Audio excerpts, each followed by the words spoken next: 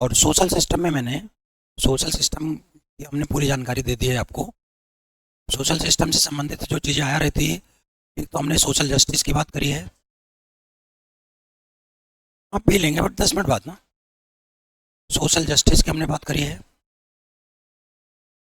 जिसमें रिजर्वेशन की प्रॉब्लम्स हमने बता दी है। इसमें एक चीज़ मुझे बताना था कि प्राइवेट सेक्टर में जो आरक्षण की बात चलती है वो होना चाहिए कि नहीं होना चाहिए। तो देखिए, प्राइवेट सेक्टर कंपटीशन और मेरिट पर आधारित है। कंपटीशन प्लस मेरिट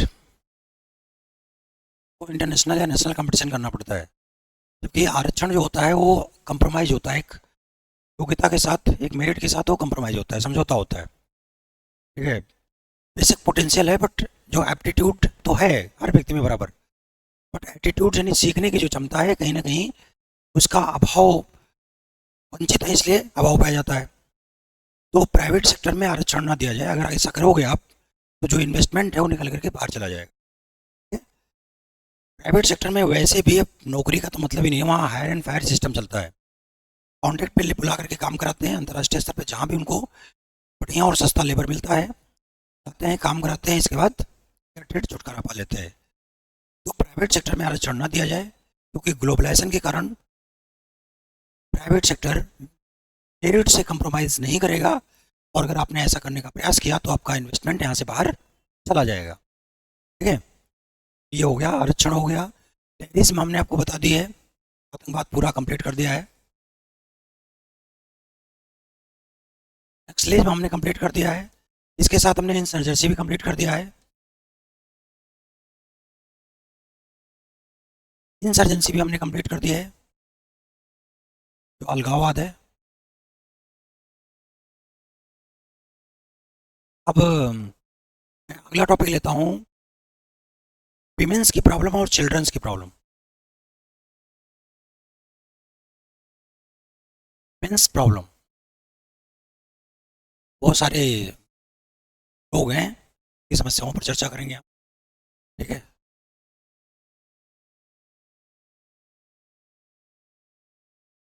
तो विमेंस प्रॉब्लम जो है, विमेंस प्रॉब्लम,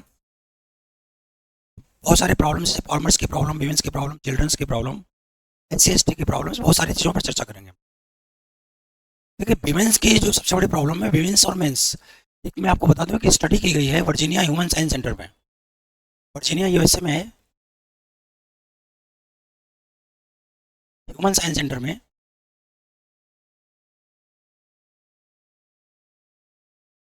इसमें स्टडी की गई है मेंस और विमेंस पर। तो ये पाया गया है कि बाई बर्थ, मतलब प्रकृति ने महिला और पुरुष दोनों को बराबर बनाया है। केवल जेंडर बेस डिफरेंस के अलावा कोई उनकी क्षमताओं में कोई डिफरेंस नहीं है, चाहे मेंटल पोटेंशियल हो चाहे फिजिकल पोटेंशियल हो। तो शारीरिक और मानसिक क्षमताओं में कोई अंतर नहीं है। अंतर केवल इस बात को लेकर के आता है कि जो जेंडर बेस डिस्क्रिमिनेशन किया गया है, उसी के कारण से महिलाओं की आज भागीदारी और उनका जो विश्वास है वो कम है। तो महिलाओं की सबसे बड़ी समस्या है कि इनजस्टिस, जेंडर बेस इनजस्टिस सबसे बड़ी महिलाओं की समस्या। अगर आपसे पूछा जाए तो आप क्या बोलोगे कि सर जेंडर बेस्ड डिस्क्रिमिनेशन के कारण जो इनजस्टिस आया है, ये सबसे बड़ी समस्या महिलाओं की है। तो इसका समाधान क्या होगा? देखो, समाधान भी क्या होगा, जेंडर बेस्ड जस्टिस। आप जस्टिस दें महिलाओं को। और अगर महिलाओं के साथ इनजस्टिस हुआ है तो उसका कारण आप देखिए, जब मैंने आपको पढ़ाया था इंडियन सोसाइटी को, तो जब आर्य आए थे तो आर्य पुरुष थे, और जब आर्य पुरुष थे तो सिस्टम में उन्होंने क्या किया, जिसके पास पावर है वो क्षत्रिय बनेगा, जिसके पास नॉलेज है वो ब्राह्मण बनेगा, जिसके पास व्यापार यानी उत्पादन और व्यापार करने की क्षमता है, आर्थिक कार्य करने की क्षमता है, वो कौन बनेगा? वैसे बनेगा। बाकी जो होंगे वो क्या होंगे? वो शूद्र में होंगे। तो महिलाओं को भी शूद्र के बराबर ही मान लिया गया, और महिलाएं शक्ति से, ज्ञान से और अर्थ से वंचित कर दी गई, यानी फाइनेंस से वंचित कर दी गई। और जब वंचित कर दी गई तो ऐसी स्थिति में क्या हुआ कि महिलाएं अन्याय की शिकार हो गई। और ये अन्याय क्या था? जेंडर बेस था। अन्याय क्या था? जेंडर बेस था। तो जेंडर बेस इनजस्टिस के कारण, डिस्क्रिमिनेशन के कारण इनजस्टिस के शिकार हो गई, और यही महिलाओं की सबसे बड़ी समस्या है। और अगर महिलाओं को एम्पावर्ड कर दिया जाए, महिलाओं का समाधान क्या है? एम्पावरमेंट। ये महिलाओं की एम्पावरमेंट, यानी women's empowerment is the solution of women's problem. तो महिलाओं का जो सशक्तिकरण है, ये महिलाओं का समस्या का समाधान है। और सशक्तिकरण कैसे करोगे आप? सशक्तिकरण करोगे, उनको पावर दोगे ना। और पावर कैसे दोगे? पावर उनको आप दोगे पॉलिटिकल पार्टिसिपेशन से। तो पॉलिटिकल और एडमिनिस्ट्रेटिव पार्टिसिपेशन, इकोनॉमिक पार्टिसिपेशन, हर जगह पार्टिसिपेशन आप दोगे। तो पार्टिसिपेशन के लिए रिजर्वेशन देना जरूरी है। तो पॉलिटिकल, सोशल, इकोनॉमिक तीनों सिस्टम में महिलाओं को आरक्षण दिया जाए, पहली बात तो ये है। दूसरी बात है उनको नॉलेज दिया जाए, ज्ञान। तो शिक्षा में भी उनको आरक्षण देना जरूरी है। तो महिलाओं और पुरुषों के साथ शिक्षा में कोई भेदभाव ना किया जाए, सामाजिकरण में कोई भेदभाव ना किया जाए, तो नॉलेज। और तीसरी बात यह है कि महिलाओं को अर्थव्यवस्था में पूरी तरह भागीदारी दी जाए, यानी 50% महिलाओं को 50% भागीदारी दी जाए। भारत सरकार भागीदारी दे, राज्य सरकारें भागीदारी दे, प्लस उनको परिवार और समाज में भी भागीदारी मिले। तो विमेंस एम्पावरमेंट क्या है? कि महिलाओं को शक्ति दिया जाए, उनको ज्ञान दिया जाए, और उनको फाइनेंस दिया जाए, ताकि उनका सशक्तिकरण किया जा सके, उनको समानता भी मिले और उनको स्वतंत्रता भी मिले। इसको बोलते हैं अधिकार। तो एम्पावरमेंट अधिकारों पर आधारित है, यानी महिलाओं को अधिकार दिए जाएं, और अधिकारों में सामाजिक, आर्थिक, राजनीतिक क्षेत्रों में समानता और स्वतंत्रता की बात की जाती है। अब विमेंस एम्पावरमेंट नहीं हुआ है, उसका कारण देख लीजिए आप। 50% महिलाओं की जो भागीदारी है, ठीक है, आप चाहे राजनीति में देख लीजिए, प्रशासन में देख लीजिए, प्रोफेशनल डिग्रियों में देख लीजिए, एजुकेशन में देख लीजिए, महिलाओं की भागीदारी अभी भी कम है। तो एम्पावरमेंट का मतलब है कि 50% महिलाओं की भागीदारी 50% हो। आरक्षण देना जरूरी है, बहुत सारी योजनाओं में इनको लाभ दिया जाए।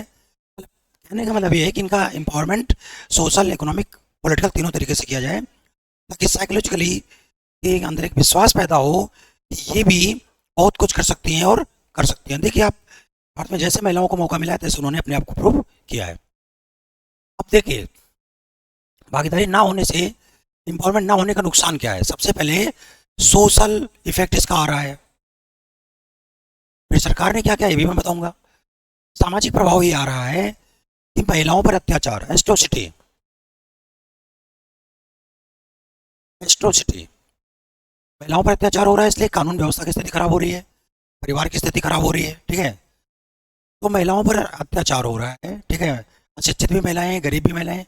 तो गरीबी की बात आप देखेंगे, बेरोजगारी की बात आप देखेंगे, इलिटरेसी की बात आप देखेंगे, अत्याचार की बात देखेंगे, तो महिलाएं इसके शिकार हो रही हैं। तो सामाजिक प्रभाव ये आ रहा है। बलात्कार वगैरह की जो घटनाएं घट रही हैं, इसी कारण से हो रही हैं। तो वेश्यावृत्ति है, बलात्कार है, बहुत सारी सामाजिक जो बुराइयां हैं जिसको सरकार खत्म करना चाहती है, वो महिलाओं के सशक्तिकरण के माध्यम से ही खत्म हो सकती है। तो सोशल इफेक्ट ये है इसका। इसका इकोनॉमिक इफेक्ट देखिए आप। जब इकोनॉमिक इफेक्ट की बात करते हैं, तो 50% महिलाओं की क्षमता का हमने उपयोग अभी तक नहीं किया है। अगर हमने इस क्षमता का उपयोग कर लिया होता, तो फैमिली की इनकम क्या होती? डबल। और फैमिली की इनकम अगर डबल होती, तो परिवारों को गरीबी से बाहर निकालने में मदद मिलती, नहीं मिलती? तो अगर समाज में गरीबी खत्म करना है, तो महिलाओं के पोटेंशियल यानी क्षमताओं का पूरा उपयोग करना जरूरी होगा।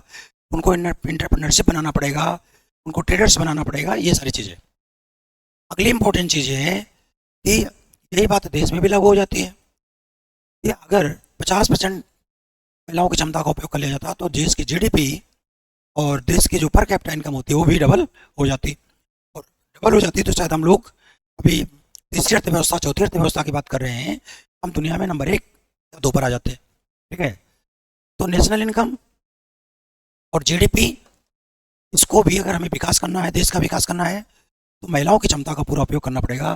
ठीक है, ये चीज़ें बड़ी इंपॉर्टेंट है। तीसरे, इसका पॉलिटिकल इफेक्ट देखिए आप। देखो, डेमोक्रेसी ये कहता है कि सभी की समान भागीदारी है। और आज भी आप देख लीजिए, चाहे किसी भी विधानसभा, लोकसभा, प्रशासन की बात भी हम करते हैं, तो महिलाओं की भागीदारी, देखो, टॉपर्स 2-4 हो जाएं या 2-4 मंत्री बन जाएं, ये सारी बातें अलग है। बट अभी भी देखा जा रहा है कि जो ग्रास रूट महिलाएं हैं, उनकी भागीदारी बहुत नहीं के बराबर है। तो ऐसी स्थिति में हमारा लोकतंत्र, प्रशासन की संवेदनशीलता खत्म हो रही है और लोकतंत्र मजबूत तब तक नहीं हो पाएगा जब तक महिलाओं की भागीदारी पर्याप्त नहीं होगी। ठीक है, तो ये हो गया महिलाओं, विमेंस की प्रॉब्लम क्या है, उसका कॉज क्या है, कारण क्या है, प्रॉब्लम क्या है, कारण क्या है, ठीक है, उसका प्रभाव क्या है, इफेक्ट क्या है, और उसको दूर कैसे किया जाए। तो एम्पावरमेंट। अब एम्पावरमेंट करने के लिए सरकार ने क्या क्या किया है। देखिए, अभी रिजर्वेशन तो देना बाकी है, रिजर्वेशन महिलाओं को अभी तक नहीं दिया गया, तो आपका जवाब क्लियर है कि सर जेंडर बेस रिजर्वेशन दिया जाए, क्योंकि देखा जा रहा है, चाहे सोशल डेटा हो, चाहे इकोनॉमिक डेटा हो, चाहे पॉलिटिकल डेटा हो, देखा जा रहा है महिलाओं की 50% महिलाओं की भागीदारी 50% नहीं है। तो ऐसा करना जरूरी है एम्पावरमेंट के लिए, पहला। दूसरा बात है, सरकार इनको विभिन्न योजनाओं में, बहुत सारी योजनाओं में, यानी अभी हमने जेंडर बेस्ड बजट की जब बात की थी तो ट्रिपल आर और ट्रिपल टी की बात की थी, transfer transfer transfer, rebate rebate rebate, ये जेंडर बेस्ड बजट है। देखिए, महिलाओं को के पक्ष में प्रोडक्शन करने के लिए पैसा ट्रांसफर किया जाए, उनको उत्पादन करने के लिए ट्रांसफर किया जाए, ठीक है, ट्रेड करने के लिए ट्रांसफर किया जाए, उनके इनकम पर भी, ठीक है, इसी तरह प्रोडक्शन यानी उत्पादन, डिस्ट्रीब्यूशन, मार्केटिंग, हर जगह पर उनको रिबेट दिया जाए और उनके फेवर में पैसा ट्रांसफर किया जाए। यही जेंडर बेस्ड बजट है जो सरकार लाई थी। अच्छा, बहुत सारी योजनाओं में इनको फायदा दिया जा रहा है। सामाजिक रूप से क्या किया जाए, सामाजिक रूप से क्या किया जाए, सामाजिकरण ऐसा किया जाए, जो हमारी शिक्षा व्यवस्था है, जो हमारा सामाजिकरण का प्रोसेस है, ऐसा किया जाए कि जहाँ पर जो मेल डोमिनेटेड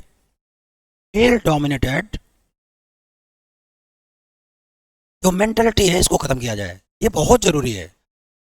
और देखिए, मेल डोमिनेटेड मेंटलिटी जो है, यही एक्सप्लॉयटेशन का बहुत बड़ा कारण है। तो मेल डोमिनेटेड मेंटलिटी को खत्म किया जाए, इसके लिए बहुत सारे कानून बनाए गए हैं। ठीक है, बहुत सारे लॉज हैं, जैसे दहेज रोकने के लिए कानून है, ठीक है, सेक्सुअल हरासमेंट रोकने के लिए कानून है, एंटी रेप लॉ है, डोमेस्टिक वायलेंस एक्ट है, बहुत सारे ऐसे कानून हैं जो महिलाओं के फेवर में बनाए गए हैं। हालांकि बहुत सारे स्थितियों में देखा जा रहा है इसका मिसयूज भी हो रहा है, बट मिसयूज होने का मतलब ये नहीं है कि वो तो कोर्ट या थाना पुलिस इस चीज़ को देख लेता है, यूज हो रहा है या मिसयूज हो रहा है, तो इसको कभी लोग कहते हैं खत्म कर दिया जाए। तो मेरे कहना है कि इसको खत्म ना किया जाए, क्योंकि बहुत सारी जो जेन्यून महिलाएं हैं, ठीक है, उनको इसका फायदा हो रहा है।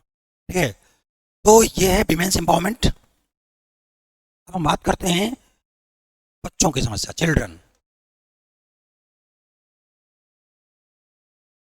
चिल्ड्रन की हम बात करते हैं तो चिल्ड्रन कौन है। 0 से 5 साल तो इन्फेंट होते हैं, और 6 से 14 साल जो होते हैं वो चाइल्ड होते हैं, और 15 से 18 साल एडोलेसेंस होते हैं। तो हम लोग जनरली क्या करते हैं कि 1 से 18 को ही हम चिल्ड्रन मान लेते हैं। ये क्लासिफिकेशन भारत सरकार का है। और 19 से 35 जो है ये यूथ हैं, 36 से 60 जो है ये मैच्योर हैं, और मोर देन 59 60 से ऊपर जाते हैं, 80 जो है ये सीनियर सिटीजन है, और 80 से ऊपर जाना जो है ये मोस्ट सीनियर सिटीजन है। ये क्लासिफिकेशन भारत में है। बच्चों की प्रॉब्लम क्या है, बच्चों की सबसे बड़ी समस्या है कि बच्चे डिपेंडेंट होते हैं,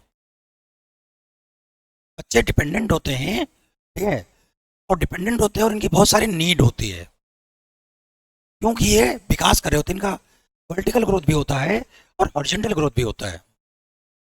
वर्टिकल ग्रोथ का मतलब है शारीरिक विकास हो रहा है, शरीर के साथ मानसिक पोटेंशियल भी डेवलप हो रहा है, और इसके बाद फिर वो लर्न करते हैं, चीज़ों को, सिस्टम को सीखते हैं। तो वर्टिकल और हॉरिजॉन्टल विकास के लिए बच्चों की, ठीक है, बहुत सारी नीड्स होती है। ठीक है, और बच्चे क्या होते हैं, डिपेंडेंट होते हैं। तो जो बच्चों के नीड्स है, यानी बच्चों के ओवरऑल डेवलपमेंट के लिए जो इनके राइट्स हैं, बच्चों की ओवरऑल डेवलपमेंट और जस्टिस, ध्यान दीजिए, जस्टिस प्लस डेवलपमेंट के लिए जो भी नीड्स हैं इनकी, इसको हम राइट्स कहते हैं। और यही है चाइल्ड राइट। Child right. देखिए, हम चाइल्ड राइट की बात करते हैं तो चाइल्ड राइट में सबसे पहला, देखिए, भारत भी पिछले बच्चों को जो अधिकार दिया गया वो एक वीजिंग कन्वेंशन से दिया गया, ठीक है, जिसमें चाइल्ड राइट की बात की गई। तो चाइल्ड राइट जो है वो 3 तरह की है। सबसे पहले तो ये है कि बच्चों को गार्जियनशिप का अधिकार है। जैसे डिपेंडेंसी की हमने बात करी, तो बच्चों को they have right to got guardianship, मतलब उन्हें अभिभावक का संरक्षण प्राप्त करने का अधिकार है। तो इसीलिए आप देखिए कि जो समाज में जो वो बच्चे जो अनाथ हैं, उनका गार्जियन कौन होता है? स्टेट होता है। स्टेट का मतलब राज्य सरकार हो गई। तो गार्जियनशिप का अधिकार है। गार्जियनशिप का अधिकार अगर नहीं मिल पाएगा तो बच्चों का शोषण होगा, ठीक है, डेफिनेटली शोषण होगा। और जो बच्चों का शोषण हो रहा है वो बच्चों की सबसे बड़ी समस्या है, उस पर हम चर्चा भी करेंगे। दूसरा बच्चों को जो अधिकार है वो है उनके विकास का अधिकार, डेवलपमेंट का अधिकार। डेवलपमेंट बच्चों का कैसे होता है? उनको खिलौने चाहिए, उनको पोषक भोजन चाहिए, उनको खेलने का अधिकार चाहिए, उनको पढ़ने का अधिकार चाहिए। तो प्राथमिक शिक्षा है, यानी शिक्षा हो गया, स्वास्थ्य हो गया, सामाजिकरण हो गया, ठीक है, इन सब का अधिकार बच्चों को है। खेलने का अधिकार बच्चों को है। देखिए बहुत सारी भारत सरकार योजनाएं ऐसी चला रही। तीसरी है बच्चों को शोषण से बचाना है, एक्सप्लॉयटेशन, राइट अगेंस्ट एक्सप्लॉयटेशन। और बच्चों का सबसे बड़ा एक्सप्लॉयटेशन क्या है कि अगर बच्चे को गार्जियनशिप का अधिकार है, डेवलपमेंट का अधिकार नहीं मिलता, तो बच्चों को क्या करना पड़ता है कि बच्चों की ट्रेडिंग शुरू हो जाती है। ये परिवार जो होते हैं बच्चों की ट्रेडिंग करते हैं।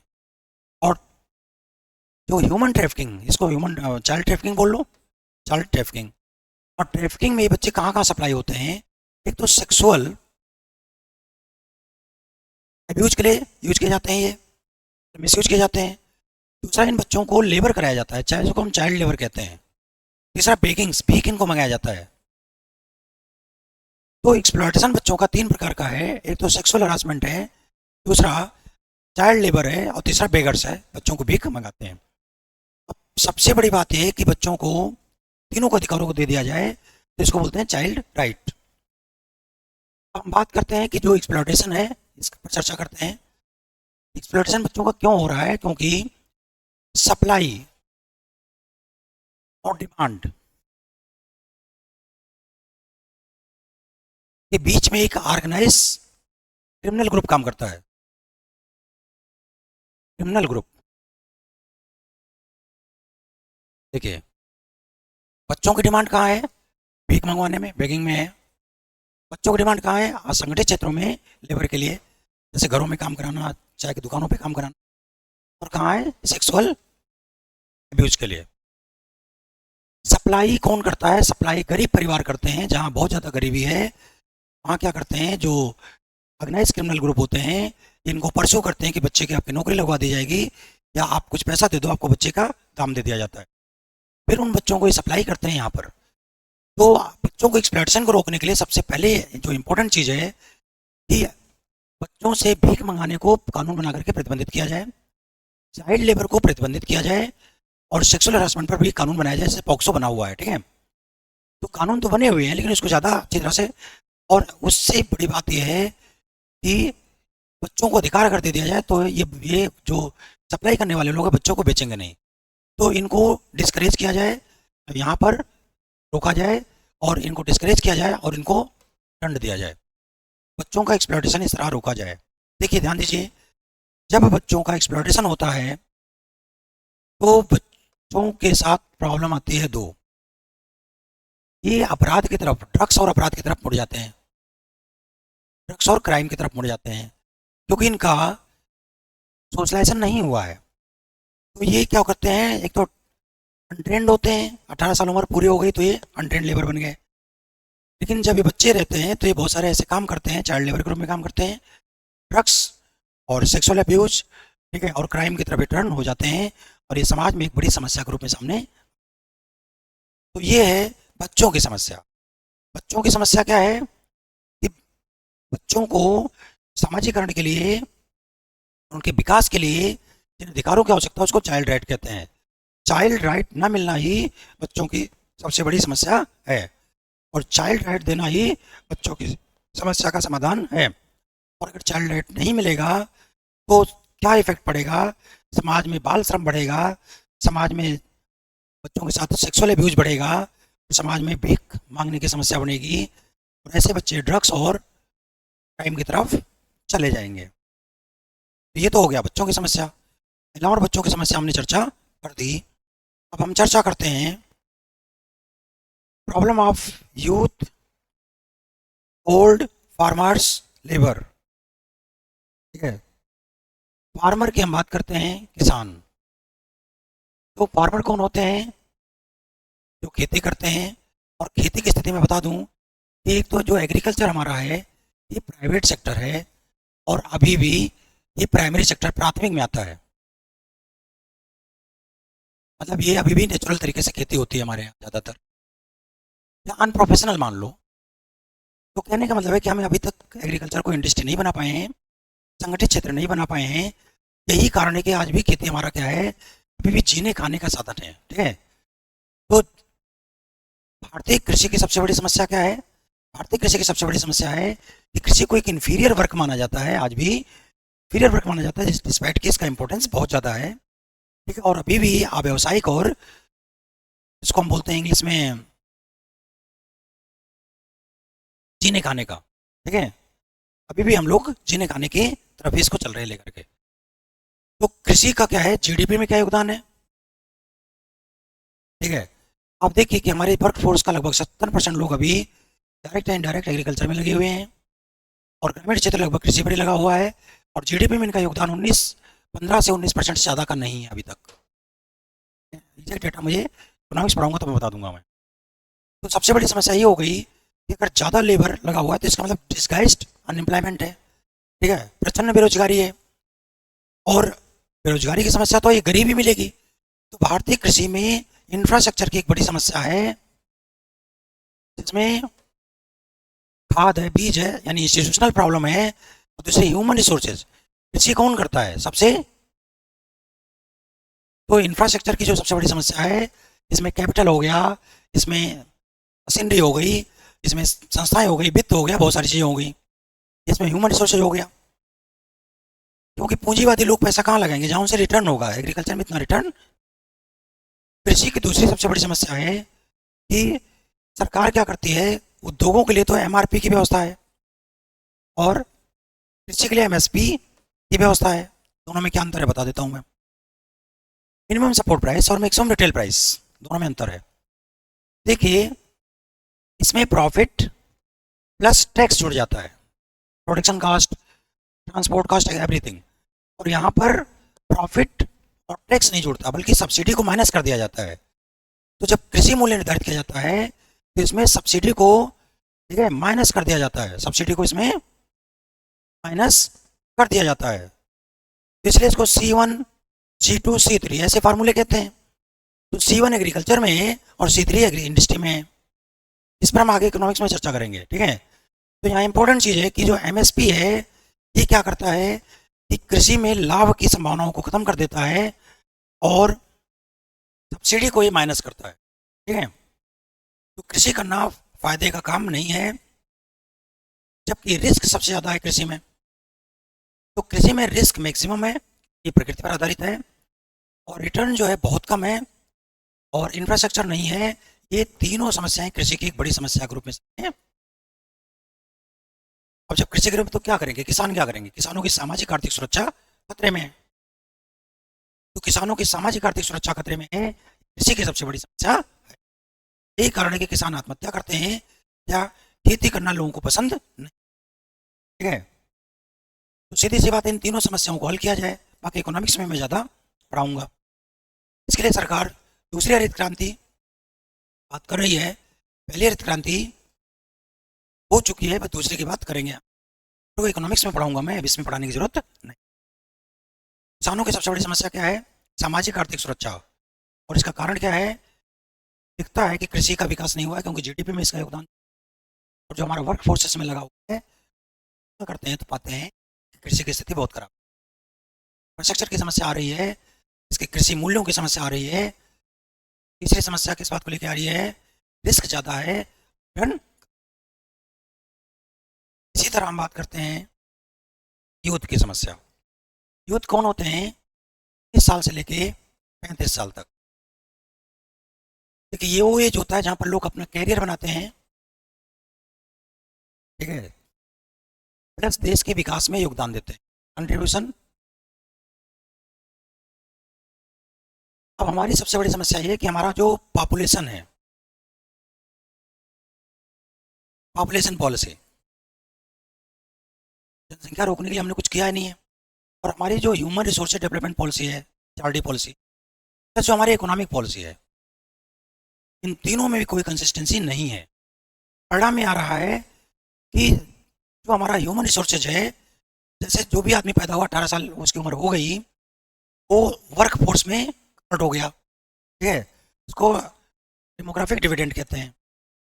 वर्क फोर्स में कन्वर्ट हो गया। अब अगर उसको डॉक्टर्स बना, इंजीनियर्स बना, तो उसको हम स्किल लेवल कहते हैं। और अगर उसके एजुकेशन या टेक्निकल एजुकेशन नहीं दिया गया तो अनस्किल्ड हो गया हो। अब स्किल्ड लेबर के साथ भी समस्या क्या है? एम्प्लॉयमेंट की है, क्योंकि सेल्फ एम्प्लॉयमेंट और गवर्नमेंट में एम्प्लॉयमेंट दो ही चीज़ें हैं। और कहीं ना कहीं सरकार सेल्फ एम्प्लॉयमेंट या एम्प्लॉयमेंट देने में फेल रही है। इसलिए जो हमारे स्किल्ड लेबर हैं ये विदेशों में जा रहे हैं, इनका ब्रेन ड्रेन हो रहा है, नहीं मिल रही है, और ये भी डिपेंडेंट होकर के अर्थव्यवस्था कुछ बन। और अनस्किल्ड लेबर जो हैं के साथ समस्या ये है, इनका प्रोडक्शन ही बहुत कम होता है, अनक्वालिटी होता है, क्वालिटी इनकी खराब होती है, प्रोडक्शन इनका कम होता है, इसलिए इनमें हमेशा पावर्टी बनी रहती है। तो अनएम्प्लॉयमेंट से पावर्टी यूथ की सबसे बड़ी समस्या है कि अनएम्प्लॉयमेंट से पावर्टी का होना एक बड़ी समस्या है। और जब पावर्टी होती है तो यूथ क्या करते हैं? ये क्राइम की तरफ मुड़ जाते हैं, ये डिप्रेशन में चले जाते हैं साइकोलॉजिकली, और ये मिसगाइड हो जाते हैं। तो मिसगाइड होना, क्राइम में चले जाना, डिप्रेशन, ड्रग्स की तरफ चले जाना यूथ की बहुत बड़ी समस्या के रूप में सामने आ रहा है। वैसे भी हमारे प्रधानमंत्री जी कहते हैं कि चलो रील पकौड़ी तलना एक रोजगार है। ठीक है भाई, आप देख लो कैसे कैसे रोजगार दिया। तो यूथ की सबसे बड़ी समस्या है कि यूथ कौन है? जो 19 साल से लेकर 35 साल के लोग हैं, यूथ हैं, और उनके राइट्स क्या हैं? कैरियर बनाना और अपना विकास करना, देश की और अपने विकास में योगदान देना, ये इनकी डिमांड है। और हमारे देश में सबसे बड़ी समस्या है कि जो पॉपुलेशन पॉलिसी है, एचआरडी पॉलिसी है और इकोनॉमिक पॉलिसी है, इसमें कंसिस्टेंसी नहीं होने के कारण सपोज करो इकोनॉमिक पॉलिसी कहती है भाई इस सेक्टर का हमें विकास करना है, तो जिस सेक्टर का हमें विकास करना है उसी में तो आप ज़्यादा से ज़्यादा विश्वविद्यालय और टेक्निकल इंस्टीट्यूट खोलोगे आप, और उतनी ही जनसंख्या की तो मांग करोगे आप। अब हमारे पास जनसंख्या की कोई सप्लाई की कमी नहीं है, ठीक है, एचआरडी की कोई पॉलिसी है नहीं, ठीक है, और इकोनॉमिक्स, इकोनॉमी किस चीज़ की डिमांड कर रहा है? प्रॉब्लम आ रही है, एक बार अगर 10,000 सीट आ गई बीएड की तो 10 साल तक अगले लोग बीएड करना शुरू कर देते हैं। कोई 500 सीट आ गई सिविल सर्विस की तो लोग गांधीनगर में आकर के तैयारियां शुरू कर देते हैं। तो कोई जो बच्चा तैयारी से चूक गया 35 साल की उम्र में, उसके पास रिपीटेशन का क्या तरीका है? तो कहने का मतलब मेरा ये है कि सबसे पहले उस व्यक्ति को प्रोडक्टिव बनाया जाए, इसके बाद ही वो रिस्क उठाने की स्थिति में आएगा। ठीक है, यूथ की सबसे बड़ी समस्या यही कारण है, यूथ मिसगाइड हो रहे हैं, ठीक है, पेमेंट से मिसगाइड हो रहे हैं, जहाँ सुसाइड भी कर रहे हैं, ड्रग्स की तरफ जा रहे हैं, क्राइम की तरफ जा रहे हैं, और हमारे वर्क फोर्स का लॉस। यूथ की सबसे बड़ी समस्या है, सरकार को एक ऐसी पॉलिसी बनानी पड़ेगी और एचआरडी पॉलिसी, इकोनॉमिक पॉलिसी और पॉपुलेशन पॉलिसी में कंसिस्टेंसी ला करके तो जनसंख्या नियंत्रण भी करो। जितनी जनसंख्या पैदा हो रही है, क्वालिटी और क्वांटिटी का डेवलपमेंट भी देखो, सबको रोजगार की गारंटी दो, सबको बनाओ, चाहे ना सीखो इस चीज़ को। क्या है लेबर की समस्या भी हमने ऑलमोस्ट बता दिया कि लेबर दो तरह के हैं। लेबर कौन है? जो काम करते हैं, उन्होंने 18 साल की उम्र पूरी कर ली और 60 साल की उम्र तक तो जो वर्क फोर्स होता है, बाकी तो जनसंख्या डिपेंडेंट जनसंख्या है। इससे पहले क्या है? चाइल्ड है, इसके बाद ओल्ड सिटीजन है, सिटीजन है, यही हमारी उत्पादक जनसंख्या है। तो जो उत्पादक जनसंख्या है, इनको स्किलफुल बना करके, स्किल लेबर हो गए, नहीं बनाया तो अनस्किल्ड हो गए, स्किलफुल बना करके इनको एम्प्लॉयमेंट देना हमारी सबसे बड़ी चुनौती है। तो लेबर क्या है? लेबरों की सबसे बड़ी समस्या क्या है कि हमारे ज़्यादातर लेबर क्या है? अनस्किल्ड है और अनऑर्गेनाइज सेक्टर में काम करते हैं, जहाँ इनकी सोशल और इकोनॉमिक सिक्योरिटी या जॉब सिक्योरिटी की एक बड़ी समस्या के रूप में सामने आता है। तो आपका जवाब क्लियर है कि सर स्किल्ड लेबर हो चाहे अनस्किल्ड लेबर हो, अगर वो असंगठित क्षेत्र में काम कर रहे हैं तो उनके job security economic social security एक बड़ी समस्या के रूप में सामने आ रहा है, ठीक है। और इसलिए उनको सामाजिक सुरक्षा की जरूरत है। हालांकि सरकार ने बहुत सारे कानून बनाए हैं, काम के घंटे निर्धारित किए हैं, इसके अलावा आर्थिक सुरक्षा दी है, सामाजिक सुरक्षा दी है, बट ये सफिशिएंट है कि नहीं है, इस चीज़ को अभी हम देखते हैं कि शायद सफिशिएंट नहीं। आगे बढ़ते हैं। अब आ गया हमारा अगला टॉपिक है LGBT लिव इन रिलेशन। इस पर हम चर्चा कर लेते हैं, ठीक है। LGBT लिव इन रिलेशन, इस पर हम चर्चा करते हैं। LGBT क्या है? देखिए, महिला और पुरुषों में सेक्सुअल डिफरेंसेस है और वो दूसरे दूसरे के कम्प्लीमेंट्री हैं। यानी अगर मेल और फीमेल सेक्स करें तो ये नेचुरल है, और परिवार बनाने के लिए ऐसा करना जरूरी है। तो ये नेचुरल है, ये लॉजिकल है, और फैमिली बनाने के लिए, अच्छा समाज बनाने के लिए जरूरी है। एलजीबीटी में क्या होता है कि पुरुष पुरुष, मेल प्लस मेल हो गए गे, और फीमेल प्लस फीमेल ये हो गए लेस्बियन। देखिए, ध्यान दीजिए, मैंने कहा कि हमारा संविधान, हमारा समाज, प्राकृतिक नियम, तार्किक नियम, ज्ञान, प्राकृतिक नियम उसी चीज को सपोर्ट करेंगे जो तार्किक होगा और प्राकृतिक होगा। तो जवाब बहुत क्लियर है कि किसी व्यक्ति को, जो कि उसके प्राण और शरीर की स्वतंत्रता है, तो आर्टिकल 1921 को अगर एक साथ मिला करके हम पढ़ते हैं तो उसको सेक्सुअल फ्रीडम मिलता है, सेक्सुअल फ्रीडम मिलता है, ठीक है। यही कारण है कि सुप्रीम कोर्ट ने कहा कि एलजीबीटी अब कोई अपराध नहीं है। लेकिन समस्या असली रूप में आती है नैतिकता की, कि क्या ये संबंध कॉम्प्लीमेंट्री है, नेचुरल है, लॉजिकल है? तो आपका जवाब होगा नहीं है। क्या ये संबंध फ्रूटफुल है? नहीं। तो इथिकल प्रॉब्लम आएगी और सोशल प्रॉब्लम भी आएगी। सोशल प्रॉब्लम आएगी कि जब ये परिवार नहीं बना सकते तो समाज में एक गलत मैसेज जाएगा, गलत सामाजिकरण होगा। तो जवाब क्लियर है कि सर, डिस्पाइट कि इसको संविधान सपोर्ट करे या इसको अब अपराध नहीं माना जा रहा है, कि सर मेरे विचार से एलजीबीटी ना तो नेचुरल है ना ये लॉजिकल है, तो मैं इस चीज़ का सपोर्ट नहीं करता। अब बात करते हैं रिलेशन की।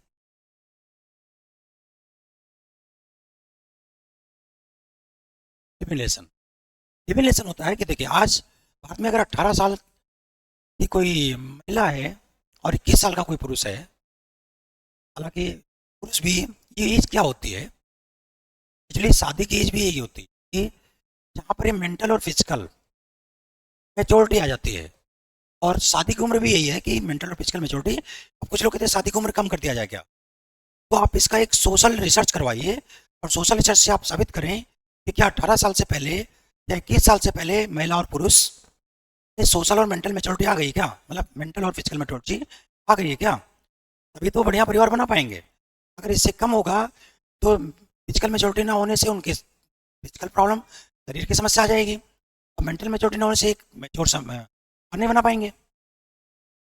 तो 18 से 21 साल, अब इसके लिए एक सोशल कॉन्ट्रैक्ट है जिसको हम सामाजिक समझौता कहते हैं, मैरिज। चाहे हिंदू हो चाहे कोई भी कम्युनिटी हो, इसमें मैरिज मैंडेटरी है। मैरिज हालांकि सोशल कस्टम्स होते हैं, लेकिन इसको लीगल रिकॉग्निशन होता है।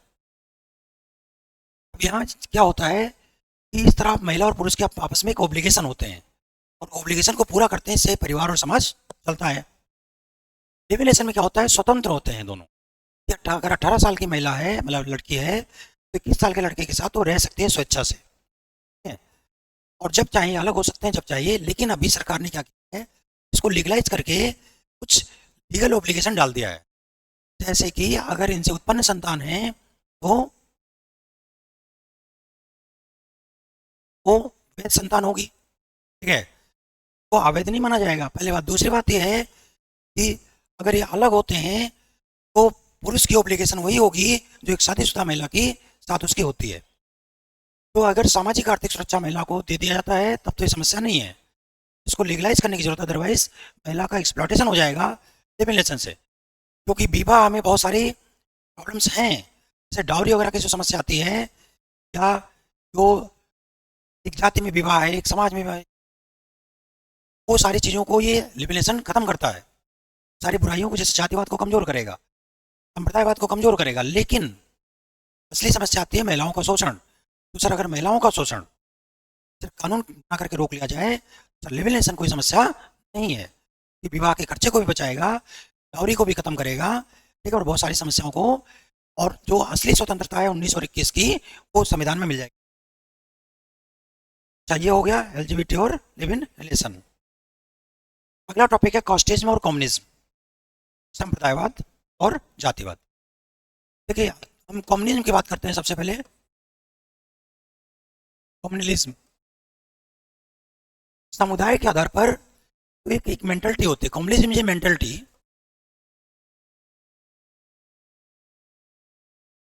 जहां अपने कम्युनिटी को सुपीरियर साबित करने की मेंटलिटी होती है, ठीक है, सुपीरियरिटी,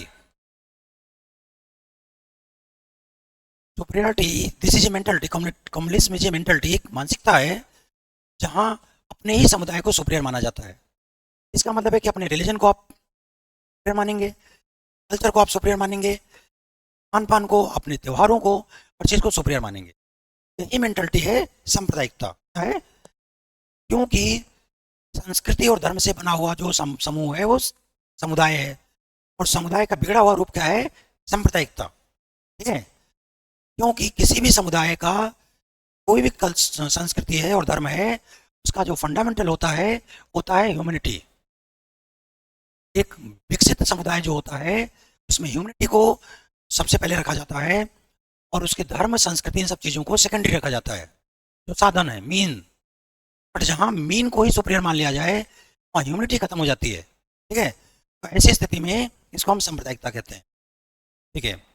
सांप्रदायिकता का कारण देख लेते हैं, उसका हम रिजल्ट देख लेते हैं और कैसे रोका जाए। कारण और रिजल्ट। जब हम कारण देखते हैं तो सांप्रदायिकता होने का कारण कि भारत में, अगर हम इतिहास का अध्ययन करते हैं, भारत के संस्कृति का अध्ययन करते हैं, तो हिंदुओं को भी आप देख लीजिए, मुसलमानों को देखिए, क्रिश्चियनों, सारे समुदाय भारत में पाए जाते हैं। तो भारत में बहुत सारे समुदाय पाए जाते हैं, कम्युनिटी, तो बहुत सारे समुदाय मौजूद हैं।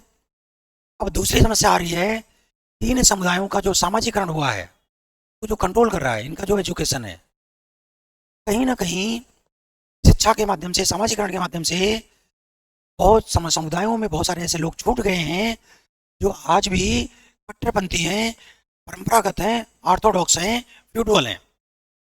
तो कहीं ना कहीं हमारा एजुकेशन और सामाजिकरण फ्यूडलिज्म को खत्म करने में असफल रहा है समुदायों में। इसका परिणाम ये आ रहा है कि समुदायों के जो कट्टरपंथी लोग हैं वो उदारवादी लोगों को डोमिनेट कर रहे हैं। पहली समस्या आ रही है। दूसरी बात आ रही है, जो हमारे राजनीतिक दल है, पॉलिटिकल पार्टीज हैं, तो पॉलिटिकल पार्टीज जो हैं, ये एक शब्द आपने सुना होगा, ग्रेटिफिकेशन, तुष्टीकरण। तुष्टीकरण, तुष्टीकरण क्या होता है कि आज हमारे चुनाव जीतने का आधार क्या हो गया है? मेजॉरिटी। मेजॉरिटी और पब्लिक ओपिनियन में अंतर है। 10 कैंडिडेट खड़े होते हैं, उसमें से जिसको सबसे ज़्यादा वोट मिल गया, 100 वोट है, किसी को 11 वोट मिल गया, वो सबसे ज़्यादा हो गया तो जीत गया। लेकिन मेजॉरिटी का मतलब होता है, पब्लिक ओपिनियन का मतलब है 51 वोट, यानी आधे से ज़्यादा। तो आज हमारा जो चुनाव सिस्टम है वो मेजॉरिटी पर आधारित है, जिसका परिणाम हो गया कि जो एक सोशल इंजीनियरिंग का कॉन्सेप्ट निकल के आया सामने, सामाजिक इंजीनियरिंग का कॉन्सेप्ट निकल के आया है, उसने तुष्टीकरण को जन्म दिया है। तुष्टीकरण में कि चलो यार, अगर राजपूत जोड़ लें, ब्राह्मण जोड़ लें, फलाना जोड़ लें, धमका जोड़ लें, यानी अगर हिंदुओं को, चाहे हिंदू गलत करें चाहे सही करें, तो सपोर्ट कर दो, ठीक है, तो हिंदू हमारा समर्थन करेंगे, हम चुनाव जीत जाएंगे। और तुष्टीकरण यही हाल मुसलमानों के साथ है या क्रिश्चियनों के साथ है। तो जो तुष्टीकरण की नीति है राजनीतिक दल कर रहे हैं, ये भी सांप्रदायिकता के एक बहुत बना जा रहा है। तो आप देखें कि पहला कारण है, ठीक है, कि हमारा जो शिक्षा है, हमारा सामाजिकरण है, कहीं ना कहीं हमारे समुदायों में कट्टरपंथियों को रोकने में सफल रहा है, और ऐतिहासिक रूप से हम स्टडी करते हैं तो बहुत सारे कम्युनिटी हमें दिखते हैं। दूसरी बात है, देखिए, जो पॉलिटिकल पार्टीज हैं, हमारा पॉलिटिकल सिस्टम है वो मेजॉरिटी पर आधारित है, और ये लोग क्या करते हैं? तुष्टीकरण करते हैं, जिससे ये चीज़ें सामने आती है। और अगली इंपॉर्टेंट चीज़ है कि बहुत सारे हमारे पास समुदाय हैं, जैसे क्रिश्चियन हैं, मुस्लिम्स हैं, जो इंटरनेशनल कम्युनिटीज़ हैं, अंतर्राष्ट्रीय समुदाय हैं, और अंतर्राष्ट्रीय समुदाय अल्पसंख्यक होने के कारण ये क्या करते हैं, इनमें एक डर की भावना बनी रहती है जिससे अपने आप को कंसोलिडेट करते हैं, ठीक है, तो क्रिया प्रतिक्रिया का सिद्धांत भी आ जाता है कि जो हमारे माइनॉरिटीज हैं, जब ये डर के कारण अपने को कंसोलिडेट करते हैं, जब इन पर सांस्कृतिक हमला होता है, अगर चाहे हिंदुओं पर सांस्कृतिक हमला हो, चाहे मुसलमानों पर, किसी पर भी हो, तो कल्चरल इन्वेजन जो है, ठीक है, कल्चरल इन्वेजन के कारण इनमें जो डर का माहौल आया है, इससे कंसोलिडेशन की जो प्रवृत्ति पाई गई है, इसने भी सांप्रदायिकता को जन्म दिया। तो ये 3 कारण सांप्रदायिकता के। अब सांप्रदायिकता का रिजल्ट देखिए आप क्या होता है। सांप्रदायिकता का रिजल्ट है जिसको हम बोलते हैं लव जिहाद। हालांकि ये शब्द मैं यूज नहीं कर रहा, भारत में इंटर कम्युनिटी और इंटर कास्ट मैरिज करने की स्वतंत्रता है, लेकिन ये कहीं से एक सो कॉल्ड शब्द आया है लव जिहाद। ऐसा कहा जा रहा है कि कुछ समुदायों के लोग अपने धर्म को, संस्कृति को छुपा करके किसी दूसरे समुदाय के लड़के के साथ शादी करते हैं, और शादी करने का पर्पस वो होता है कन्वर्जन, यानी धर्मांतरण, ताकि उनकी जनसंख्या को बढ़ाई सके। एक तो ज़्यादा से ज़्यादा बच्चे पैदा करके जनसंख्या को बढ़ाना, और दूसरा कन्वर्जन के माध्यम से जनसंख्या को बढ़ाना, ग्राफी को चेंज करना, ताकि जनसंख्या बढ़ाई जा सके और पॉलिटिकली उनको ज़्यादा माइलेज मिल सके। तो लव जिहाद बिल्कुल गलत है। अगर कोई समुदाय का बच्चा किसी समुदाय की लड़की को सारी बातें क्लियर कर देता है, इसके बाद शादी करता है, तो कोई समस्या नहीं है, उसको स्वतंत्रता है 19, 21 और 25 में। लेकिन अगर चीटिंग करके करता है तो ऐसा मैरिज नल एंड वाइड है। दूसरी इंपॉर्टेंट चीज है कन्वर्जन, धर्मांतरण। देखो, वैसे तो कोई किसी भी धर्म को मान सकता है, आर्टिकल 19, 21 और 25, लेकिन अगर लालच और डर, नीड और फियर, इसको यूज किया जाता है, तो ऐसे कन्वर्जन को हम मान्यता नहीं दे सकते, इसको कानून बना के रोक। तीसरी समस्या आती है सांप्रदायिक दंगे, कम्युनल राइट्स।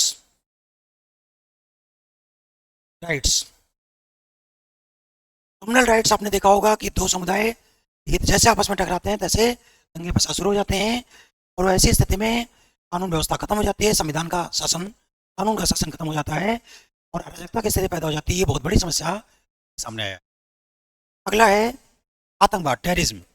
देखिए, कभी कभी क्या होता है, क्रिया प्रतिक्रिया का जो सिद्धांत है वही मैं बोल रहा हूँ कि वो लगता है किसी समुदाय को कि भाई हमारा तो शोषण हो रहा है, तो कुछ लोग उसमें बंदूक उठा लेते हैं और दूसरे समुदाय में डर का माहौल बना देते हैं, दंगे फसाद करके, मारपीट करके, गोली मार करके, बम विस्फोट करके, तो टेररिज्म की समस्या भी आ जाती है। अगली समस्या आती है इससे नेशन कमजोर होता है, राष्ट्र कमजोर हो रहा है। क्योंकि राष्ट्र कैसे बना है? राष्ट्र सभी समुदायों की भावनात्मक एकता से बना हुआ है। जो बाई नेशन थ्योरी दी गई थी वो यही तो थी, और क्या थी? हिंदू और मुस्लिम दो अलग समुदाय हैं, दोनों का हित अलग है, दोनों एक साथ नहीं रह सकते हैं, ठीक है, इसलिए दोनों को अलग अलग नेशन मिलना चाहिए। यही तो भारत का विभाजन का कारण बना। तो यहाँ पर क्या होगा कि नेशनलिज्म, हमारा राष्ट्रवाद कमजोर होगा। ऐसा होता है, ये सांप्रदायिकता की बहुत बड़ी समस्या के रूप में सामने आया। अब क्या किया जाए? सांप्रदायिकता को रोकने के लिए सबसे पहले 2 काम आप करें। पहला काम तो ये करें कि आपका जो प्रोसेस ऑफ सोशलाइजेशन है और जो आपका एजुकेशन है,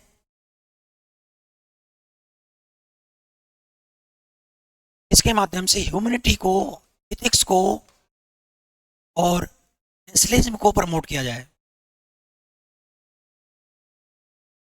और एजुकेशन और सामाजिकरण से राष्ट्रवाद को, मानवता को, नैतिकता को प्रमोट किया जाए, जिससे सांप्रदायिकता की समस्या को हल किया जा सके। दूसरी सबसे बड़ी बात यह है कि सेकुलरिज्म को मजबूत किया जाए। सेकुलरिज्म पॉलिटी में पढ़ूंगा कि पंथ निरपेक्षता को मजबूत किया जाए। इसका मतलब हो गया कि हम किसी रिचुअल से हम अपना संविधान नहीं चलाएंगे, यानी constitution should be supreme than rituals. अब जैसे एक समस्या सामने आ रही निकल के, ये बहुत सारे ऐसे लोग हैं जो कहते हैं हिंदू राष्ट्र, हिंदू राष्ट्र, हिंदू राष्ट्र। देखिए, ये कहने में तो आपको लग सकता है कि हिंदू राष्ट्र हम बोल रहे हैं, लेकिन जब हमारा देश पंथ निरपेक्ष बहुत सारे समुदाय यहाँ पर रहते हैं, तो ये मांग बिल्कुल गलत है। क्योंकि जब हिंदू राष्ट्र की आप बात करोगे तो कोई ना कोई उसमें अलग समुदाय के राष्ट्र की मांग कर लेगा। क्रिश्चियन राष्ट्र, सिख राष्ट्र, फलाना राष्ट्र, उनका राष्ट्र, मुस्लिम राष्ट्र, इस तरह की बात करेगा। तो कहने का मतलब है कि देखो, इन तरह की प्रवृत्तियों को रोका जाए, जिससे हम अपने सिटीजन्स को, हम अपने नागरिकों को इंश्योर करते कि भाई देखो, आप पर कोई भी सांस्कृतिक हमला नहीं होगा।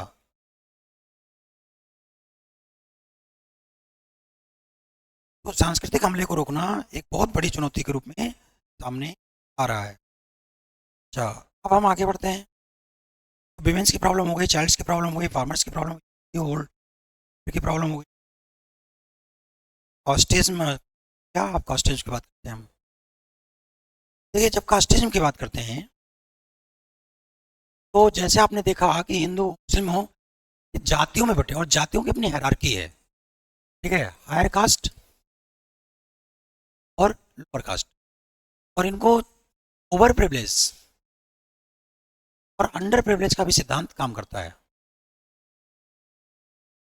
ओवर प्रिविलेज और अंडर प्रिविलेज का सिद्धांत भी काम करता है। तो समाज क्या है, जातियों में बट गया है, अपर कास्ट और लोअर कास्ट। ठीक है, और होता क्या है कि वैसे तो प्रकृति ने सबको समान बनाया है, ये जो क्लासिफिकेशन और हायरार्की है ये अप्राकृतिक है। तो ये ना तो ये तार्किक है और ना ही ये प्राकृतिक है। तो इसलिए सभी लोग समान हैं। ठीक है, प्राकृतिक रूप से, तार्किक रूप से सभी लोग समान हैं। इसलिए जो अपर और लोअर कास्ट की क्लासिफिकेशन है ये बेकार है, कोई मतलब इसका। बात करते हैं जातिवाद का कारण क्या है। जातिवाद यानी अपनी जाति की श्रेष्ठता, on the basis of caste, mentality to supremacy, जाति के आधार पर श्रेष्ठता की मानसिकता ही जातिवाद है। किसी जाति के आधार पर श्रेष्ठता की मानसिकता, mentality of the superiority on the basis of caste is casteism. Casteism जो है, इसका कारण और परिणाम में देख लो। कास्टिज्म का कारण जो है वो है कि आप देखें, जब आर्य आए तो दो भागों में बट गए। ठीक है, आर्य और अनार्य। और आर्यों में भी आप देखिए, ठीक है, बहुत सारे लोग ऐसे हैं जो इंफीरियर कामों में लग गए, तो एक वर्ग बन गया ओबीसी। और समुदाय, किसी समुदाय को लेकर के भी बन गया। मुस्लिमों में भी जो पीछे छूट गए आर्थिक रूप से, सामाजिक रूप से, वो भी ओबीसी हो गए। तो ओबीसी, तो आप देखिए समाज में अपर कास्ट, बीसी और एससी एसटी ये दिखते हैं आपको। मुसलमानों की बात करें तो यूबी इसमें चले जाते हैं। ठीक है, जातियों में बढ़ जाते हैं। देखिए, ध्यान दीजिए कि जो आदि काल में, यानी जो आर्यों के काल में निर्धारित किया गया था, प्रशासन करेगा ब्राह्मण, प्रशासन शिक्षा और धर्म को कंट्रोल करेगा, ऐसे व्यापार करेगा। कहीं ना कहीं हम ऐसा, हमारा ऐसा नहीं हो पाया अभी तक। और जो परंपरागत सामाजिक व्यवस्था है वो गांव में अच्छी तरह से पाई जाती है। जो वही लोग शहर में आते हैं तो उसी मेंटलिटी के साथ आते हैं। तो हमारा जो ट्रेडिशनल सोसाइटी है उसका अभी भी बने रहना, जो हमारा सामाजिकरण, जो हमारी शिक्षा व्यवस्था है, फेल रही है मॉडर्नाइज करने में, बने रहना। ठीक है, पहली बात। दूसरी बात, तो गवर्नमेंट है वो एम्पावरमेंट कर तो रही है, लेकिन कहीं ना कहीं अपने आप को सीमित कर लेती है सोशल चेंज लाने में। यानी सामाजिक परिवर्तन जो है उसमें मॉडर्नाइजेशन है, उसका गवर्नमेंट को भी प्रयास करना चाहिए। तो समाज और सरकार दोनों फेल रहे हैं ऐसा करने में, इसलिए अभी भी जातिवाद बना हुआ है। और जातिवाद का सबसे बड़ा नुकसान है जातीय संघर्ष, क्लैश, जातीय संघर्ष। ठीक है, ऑनर किलिंग, ऑनर किलिंग, बड़ी जाति के लड़के ने छोटी जाति के लड़के से शादी कर ली, ऑनर किलिंग। बड़ी जाति के लड़के ने छोटी जाति के लड़के से शादी कर ली, ऑनर किलिंग। तो सबसे बड़ी समस्या निकल के आ रही है कि जातीय संघर्ष और ऑनर किलिंग की समस्या पैदा हो रही है। जातिवाद को रोकने का तरीका क्या होगा कि सामाजिक परिवर्तन में, सामाजिक आधुनिकीकरण की तरफ हम लोग जाएं, शिक्षा और सामाजिकरण के माध्यम से समाज को आधुनिक बनाया जाए। एक ही तरीका है जातिवाद को। हाँ, तो जातीय नेता हैं, जातीय जातीय धर्म गुरु वगैरह हैं, ठीक है, जो जातिवाद को, जातीय जाति को एम्पावर करने में ना हो करके, बल्कि वो जातिवाद को फैलाने में मदद करते हैं, वो रोका जाए, किसी भी तरह से उनको रोका। ठीक है, ये हो गया जातिवाद।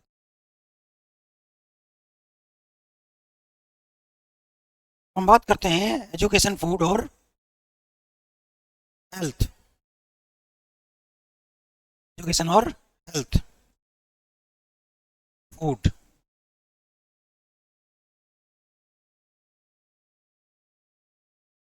एजुकेशन की हम बात कर लेते हैं। देखिए, एजुकेशन एक प्रक्रिया है, प्रोसेस है ओवरऑल डेवलपमेंट।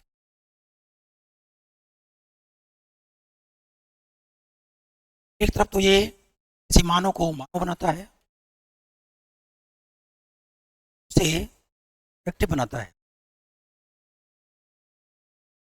उसे इफेक्टिव बना करके रिस्पॉन्सिबिलिटी लेने के लिए तैयार करता है। तो एजुकेशन जो है एक प्रक्रिया है जिसमें हम लोग मानवता के मूल्यों को सीखते हैं और उत्पादक बनते हैं, जिससे हम जिम्मेदारियों का निर्वहन समाज और देश के लिए कर सकें। ये एजुकेशन है। तो एजुकेशन ज्ञान प्राप्त करने की प्रक्रिया, नॉलेज। नॉलेज अगर आएगा तो आप भागीदारी कर सकते हैं, पार्टिसिपेशन कर सकते हैं।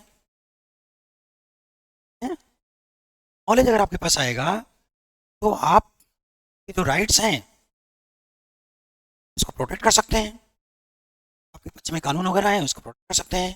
तो पार्टिसिपेशन, जस्टिस, आप डेवलपमेंट कर सकते हैं, अपना उत्पादन कर सकते हैं, और इन तीनों को मिला के बोलते हैं एम्पावरमेंट। तो एजुकेशन का इंपॉर्टेंस समझ में आ गया।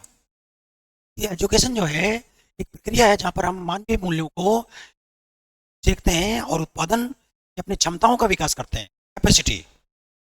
तो क्षमताओं का विकास जारी लेने के लिए प्लस मानवीय मूल्यों को सीखना ही इसी प्रक्रिया को एजुकेशन कहते हैं। और एजुकेशन का इंपॉर्टेंस ये है कि एजुकेशन एक तरह से ज्ञान पाने की प्रक्रिया है, और ज्ञान की जरूरत होती है एम्पावरमेंट के लिए। और एम्पावरमेंट में हम क्या करेंगे, पार्टिसिपेशन, जस्टिस और डेवलपमेंट तीनों ही काम कर पाएंगे। तो एजुकेशन की इंपॉर्टेंस समझ में आ गई। अब इंडियन एजुकेशन सिस्टम की बात करते हैं, फिर न्यू एजुकेशन पॉलिसी की बात करते हैं। देखिए, एजुकेशन में दो चीज़ें नैतिक रूप से होना चाहिए। एक तो एजुकेशन में इथिक्स होना चाहिए, नैतिकता होनी चाहिए।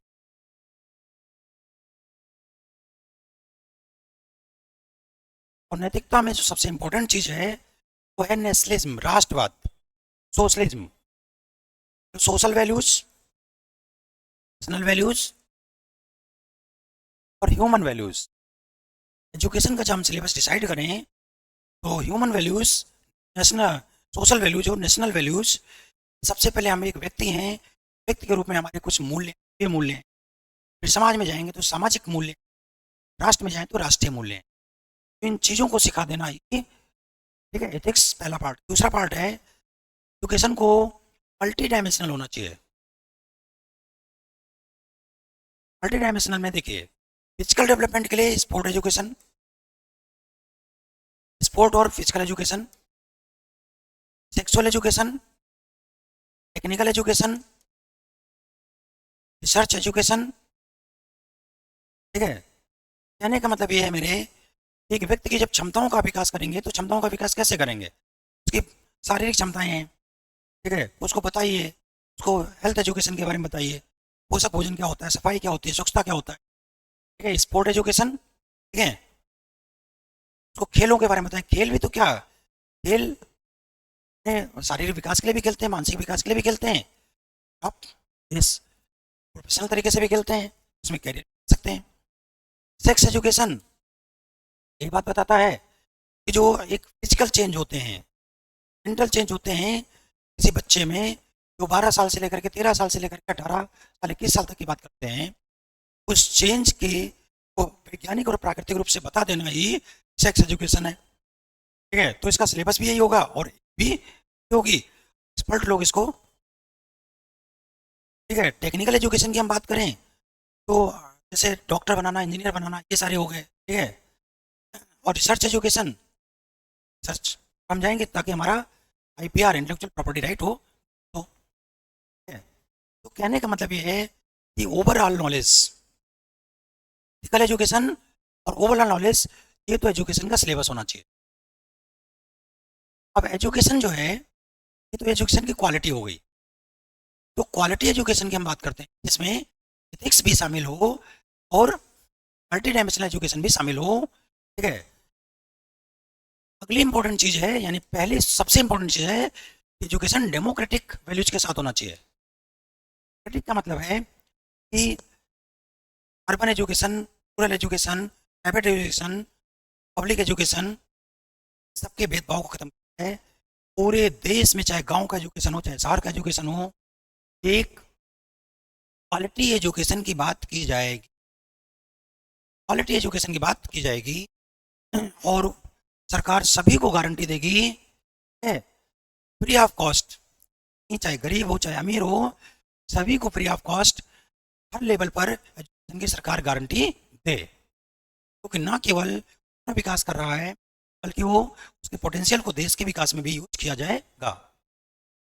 ये एजुकेशन जो पॉलिसी आई है, ठीक है, जो एजुकेशन पॉलिसी आई है उसमें इन्हीं चीज़ों को कवर प्रयास किया।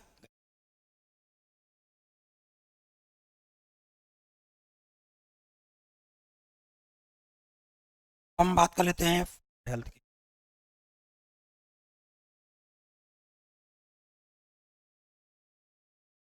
देखिए, किसी व्यक्ति को जीवित रहने के लिए, अपने विकास करने के लिए जरूरत है। ठीक है, तो राइट टू फूड यही कारण है कि जो हमने अब राइट में पढ़ाऊंगा आपको, ह्यूमन राइट बताऊंगा मैं, राइट टू फूड। हमारे देश में राइट टू फूड, देखिए, तो एक गांव में 5 किलो अनाज दिया जा रहा है। इससे पहले राइट टू फूड कांग्रेस की सरकार में 2005 में शायद 6 में लाया गया, राइट टू हेल्थ भी लाया गया था। ठीक है, हेल्थ चर्चा करेंगे, चर्चा करते हैं। राइट टू एजुकेशन भी हमारे यहाँ है, जो 14 साल से कम उम्र के बच्चे हैं, 6 से 14 साल वाले, उनको फ्री एजुकेशन दिया जाता है। 1 से 5 वालों को तो वैसे ही फ्री में दिया जाता है, कहने के लिए तो यही है। बट एजुकेशन के साथ प्रॉब्लम क्या है कि हमारा इंफ्रास्ट्रक्चर और हमारा जो फंड है, फाइनेंस, दोनों कम है। इंफ्रास्ट्रक्चर और फंड दोनों कम है। तीसरी समस्या, जो हमारा सिलेबस है अभी तक वेल डिजाइन नहीं है। ये 3 समस्या बता देना। तो एजुकेशन पर अभी भी हम शायद 3% खर्च कर रहे हैं, जबकि 6% खर्च पड़ेगा जीडीपी का। चलिए फूड की बात करते हैं। फूड, शर्त ये होती है कि हर व्यक्ति को फूड का अधिकार है, खाने का अधिकार है, जीने के लिए खाना जरूरी है। तो आर्टिकल 21 के अंतर्गत फूड के अधिकार को मौलिक अधिकार, एब्सोल्यूट अधिकार बनाया जाए। ठीक है, अगली इंपॉर्टेंट चीज ये है कि जो फूड का अधिकार है, फूड कैसा होना चाहिए? फूड क्वालिटेटिव होना चाहिए, क्वांटिटिव, QUANTATIV, क्वांटिटेटिव होना चाहिए। इट मीन्स दैट अगर कोई भी व्यक्ति 100 ग्राम अनाज खाता है तो उसको 100 ग्राम मिले। ठीक है, अगर उसको 90 ग्राम मिला, 70 ग्राम मिला, 80 ग्राम मिला, तो उसकी जो क्वांटिटी है वो कम हो जाएगी। और क्वांटिटी कम होना ही क्या है? स्टारवेशन, यानी भुखमरी।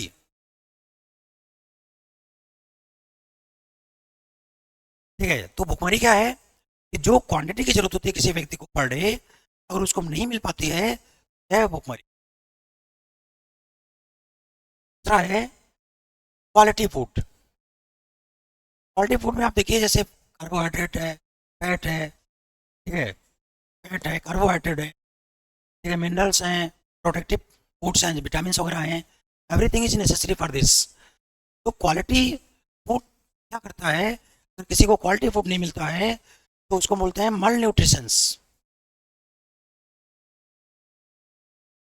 मल न्यूट्रिशंस। तो भारत में सबसे बड़ी समस्या है फूड सिक्योरिटी की समस्या। फूड आर्टिकल 21 में जीवन जीने का जो अधिकार है वो फूड के साथ शुरू होता है।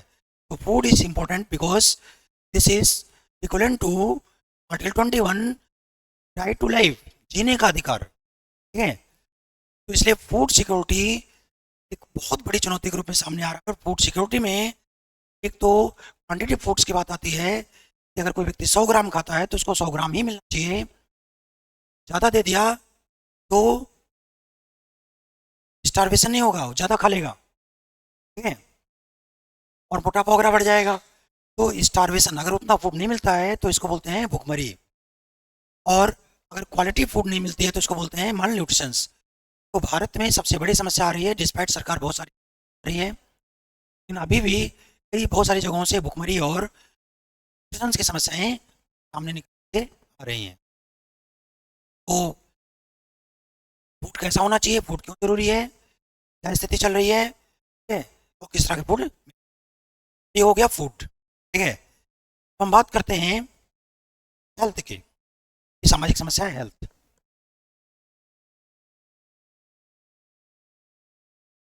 हिंदी में स्वस्थ और स्वास्थ्य तो बोलते हैं हेल्थ। तो हेल्थ का मतलब होता है कि जो भी आपकी लाइफ है, जो भी किसी व्यक्ति की लाइफ है, उस लाइफ में उसको मेंटल मेंटल और फिजिकल, मानसिक और शारीरिक रूप से, ठीक है, बीमारियों से बचाना, ठीक है, उसका डेवलपमेंट की बात, मेंटल और फिजिकल डेवलपमेंट, ठीक है, ये बहुत इंपॉर्टेंट है। तो ऐसी स्थिति में क्या होगा, बीमारियों से बचाना होगा, ठीक है। तो हेल्थ क्या है, हेल्थ का अर्थ होता है जो मेंटल और फिजिकल पेन्स हैं उसको रोक देना, उसको खत्म कर देना, उसको प्रोटेक्ट कर देना, ये हेल्थ है। तो जो शारीरिक और मानसिक कष्ट हैं उसे रोक देना, उसको हील यानी उसका उपचार कर देना ही स्वस्थ है। देखिए, जो स्वस्थ व्यवस्था होती है उसके तीन पार्ट हैं। स्वस्थ व्यवस्था का पहला पार्ट है कि बीमारियों से बचना, बीमारियों से बचना, तो प्रिवेंशन ऑफ द डिसीज। आपको मैं बताना चाहूँगा कि एक रिसर्च आया था मिनिस्ट्री ऑफ हेल्थ का, वो कहता है कि 80% लोगों की जो बीमारियां हैं भारत में, वो इस आधार पर है कि उनको पास हेल्थ एजुकेशन नहीं है। और हेल्थ एजुकेशन अगर है भी तो उनके पास हेल्थ इंफ्रास्ट्रक्चर नहीं है। इंफ्रास्ट्रक्चर में है, ठीक है, food, sanitation, drinking water, drinking water. तो प्रिवेंशन करने का सबसे बढ़िया तरीका क्या है कि आप हेल्थ एजुकेशन दें, और हेल्थ एजुकेशन के साथ हेल्थ इंफ्रास्ट्रक्चर दें जहाँ से पोषक भोजन से भी नई बीमारियों को रोक लेता है। स्वच्छता के माध्यम से बहुत सारी से आती हैं जिसको रोका जा सकता है। दूसरी बात यह है कि तो प्रिवेंशन पहला हो गया। दूसरा हो गया कि जब अगर आप बीमार भी हो गए तो क्या होगा, बीमार होने की स्थिति में क्रेडिबल क्रेडिबल विश्वसनीय डायग्नोसिस और क्योर सिस्टम, डायग्नोसिस और क्योर सिस्टम, ठीक है। अभी आप देखिए हमारे यहाँ आयुष जो है, ये सरकार, आयुर्वेद है, योगा, नेचुरोपैथी, ठीक है, यूनानी, होम्योपैथ, एवरीथिंग, एलोपैथ के साथ, तो बहुत सारी हमारी देसी और बहुत सारी विदेशी जो हमारी पद्धतियाँ हैं, सिस्टम है, हेल्थ सिस्टम है, उसको भी हम लोग रखते हैं, क्योंकि जैसा जहाँ विकल्प होता है वैसा हम उसको यूज करते हैं। आयुर्वेद, वैद, योगा, सिद्धा, यानी एवरीथिंग। तो आयुष मंत्रालय बना दिया गया है, और आयुष मंत्रालय बहुत सारी बात है, सिस्टम की बात करते हैं। देखिए, डायग्नोसिस सिस्टम का हमारे पास इंफ्रास्ट्रक्चर नहीं है कि अनुसंधान की भारी कमी है इसमें, ठीक है। क्योर सिस्टम की बात करें तो भी झोला छाप डॉक्टरी में सिस्टम दे रहे हैं। तो प्रिवेंशन है, दूसरा है क्रेडिबल सिस्टम, और तीसरी जो इम्पोर्टेंट चीज़ है रिहेबिलिटेशन। अगर कोई बीमार हो गया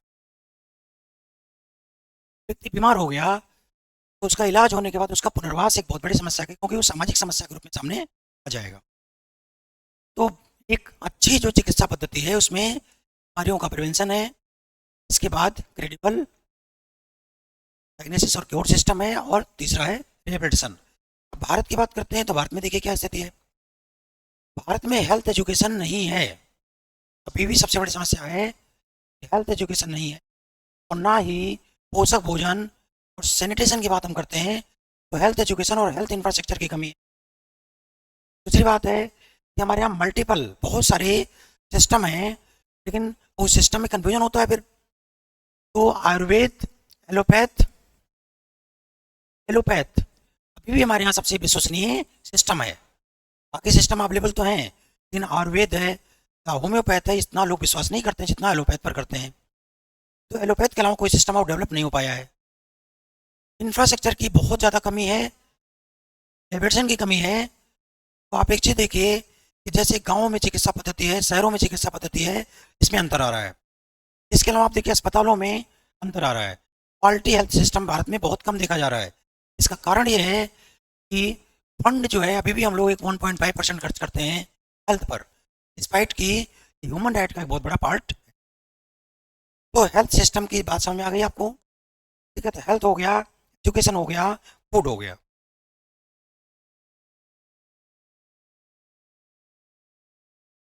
human right, drugs, population, rural urban development, ये बड़ी समस्या, ये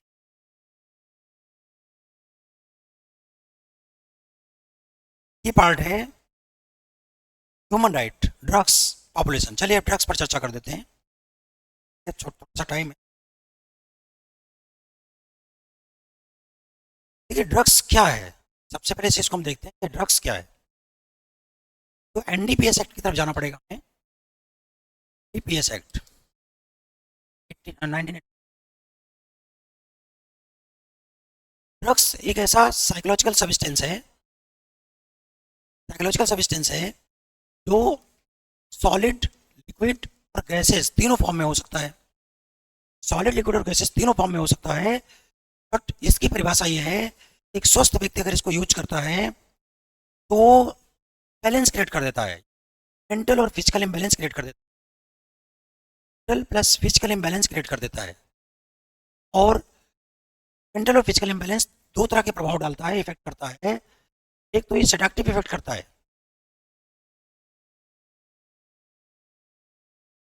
एक्टिव, और दूसरा स्टिमुलेटिव इफेक्ट करता है। तो में अंतर समझ लीजिए। सेडक्टिव का मतलब होता है कि कोई ड्रग्स लेकर के आदमी शांत हो जाता है, सोने लग जाता है, तो उसके जो मेंटल और फिजिकल एक्टिविटी होती है वो बहुत डॉर्मेंट हो जाती है और लगभग सोने की स्थिति आ जाती है। और स्टिमुलेटिव का मतलब होता है कि वो क्या करता है, नॉर्मल जो एक्टिविटी होती है उससे ज़्यादा, तो नॉर्मल एक्टिविटी से मेंटल और फिजिकल हेल्थ का डाउन होना क्या है, सेडेटिव इफेक्ट है। और उससे ज़्यादा एक्टिव होना क्या है, स्टिमुलेटिव है।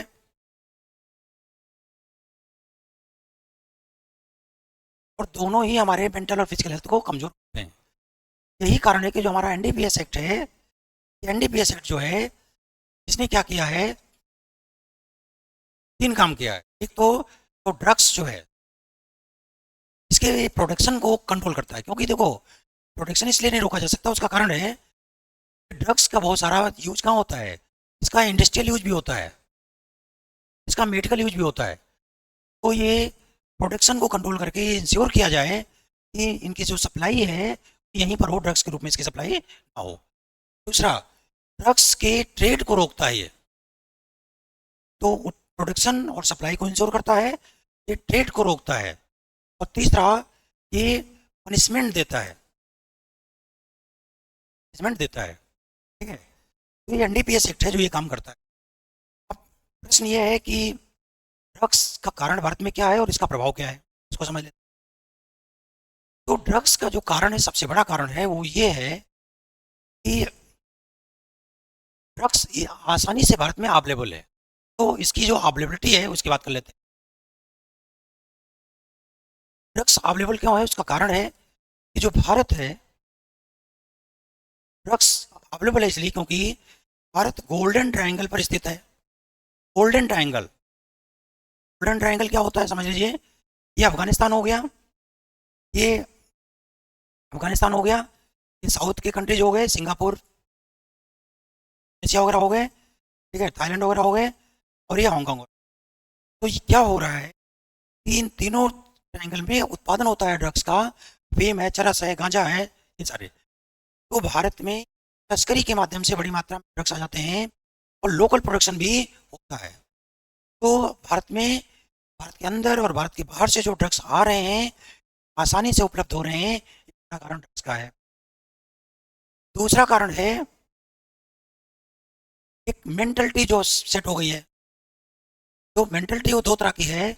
एक तो मेंटलिटी ये है कि इस तरह समाजीकरण किया गया है कि दबाव से निकलने के लिए, एंजॉय करने के लिए ड्रग्स होता है तो ज़्यादा अच्छा है। ठीक है, तो मेंटल प्रेशर देखिए बहुत सारे सामाजिक, आर्थिक, राजनीतिक, साइकोलॉजिकल जो एक प्रेशर क्रिएट होता है, उससे निपटने के लिए ड्रग्स को एक मेडिसिन के रूप में यूज किया जाता है।